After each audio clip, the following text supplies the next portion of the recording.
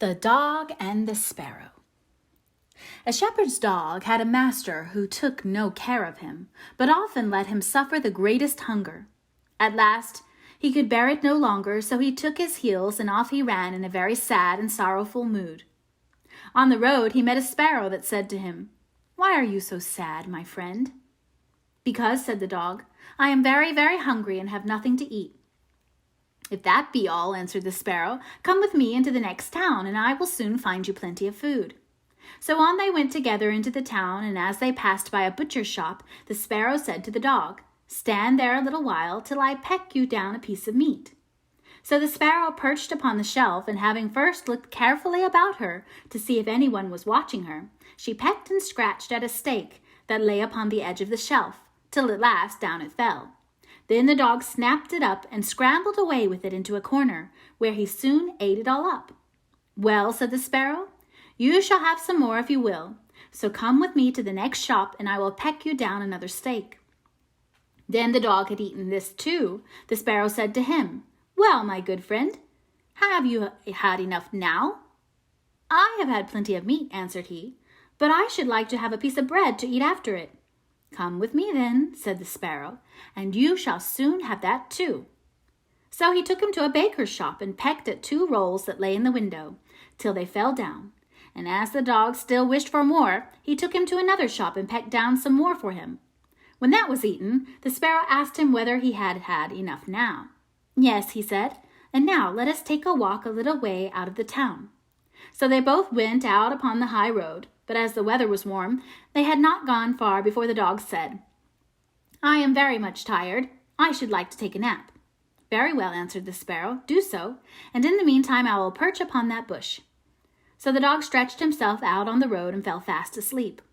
Whilst he slept, there came by a carter with a cart drawn by 3 horses and loaded with 2 casks of wine.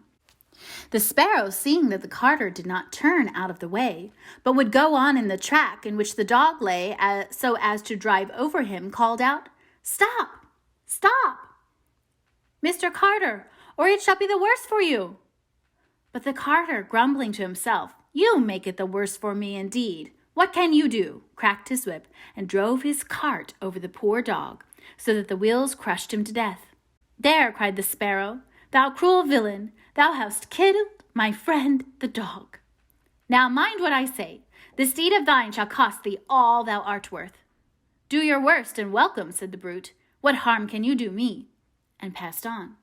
But the sparrow crept under the tilt of the cart and pecked at the bung of one of the casks till she loosed it. And then all the wine ran out without the cart seeing it. At last she looked round and saw that the cart was dripping and the cask quite empty. "What an unlucky wretch I am!" cried he. "Not wretch enough yet," said the sparrow, as she alighted upon the head of one of the horses and pecked at him till he reared up and kicked.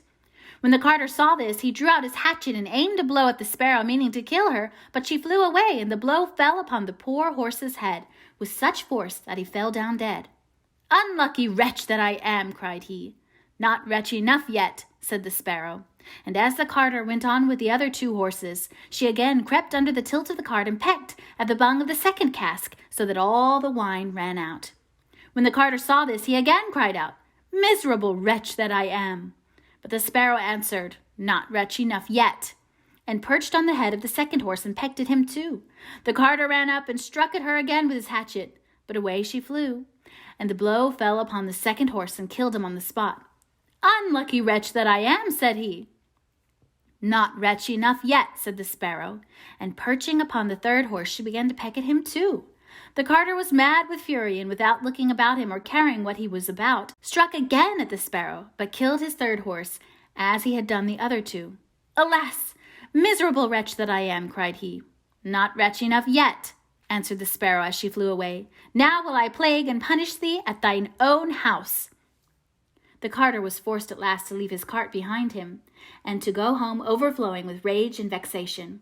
"Alas," said he to his wife, "what ill luck has befallen me! My wine is all spilt, and my horses all 3 dead." "Alas, husband," replied she, and a wicked bird has come into the house, and has brought with her all the birds in the world, I am sure, and they have fallen upon our corn in the loft, and are eating it up at such a rate." Away ran the husband upstairs, and saw thousands of birds sitting upon the floor, eating up all his corn, with the sparrow in the midst of them. "Unlucky wretch that I am," cried the carter, for he saw that the corn was almost all gone. "Not wretch enough yet," said the sparrow. "Thy cruelty shall cost thee thy life yet." And away she flew. The carter, seeing that he had thus lost all that he had, went down into his kitchen, and was still not sorry for what he had done, but sat himself angrily and sulkily in the chimney corner. But the sparrow sat on the outside of the window and cried, "Carter, thy cruelty shall cost thee thy life." With that he jumped up in a rage, seized his hatchet, and threw it at the sparrow. But it missed her and only broke the window. The sparrow now hopped in, perched upon the window seat, and cried, "Carter, it shall cost thee thy life." Then he became mad and blind with rage, and struck the window seat with such force that he cleft it in two. And as the sparrow flew from place to place, the carter and his wife were so furious that they broke all their furniture, glasses, chairs, benches, the table, and at last the walls, without touching the bird at all.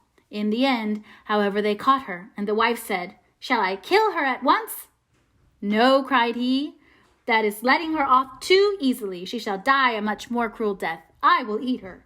But the sparrow began to flutter about, and stretch out her neck, and cried, "Carter, it shall cost thee thy life yet."